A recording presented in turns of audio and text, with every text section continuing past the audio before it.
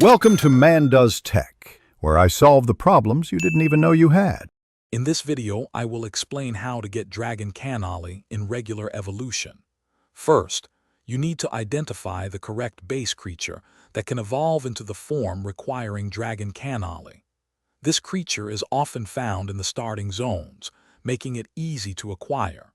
Next, focus on gathering the specific materials needed for the evolution. These are usually common drops from early-game enemies or resources. To begin, you'll need to gather a few key materials.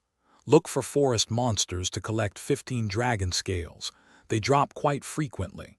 Next, search for rare glowing plants in the enchanted meadows to acquire 5 vials of sweet nectar. Finally, defeat the first dungeon boss to obtain 1 ancient dough.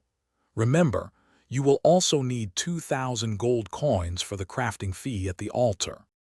Once you have all your materials, head to the Grand Evolution Altar, which is conveniently located in the main city hub. Interact with the altar and carefully place your 15 dragon scales, 5 sweet nectar vials, and 1 ancient dough into the designated slots. After confirming your selection, the crafting process will begin.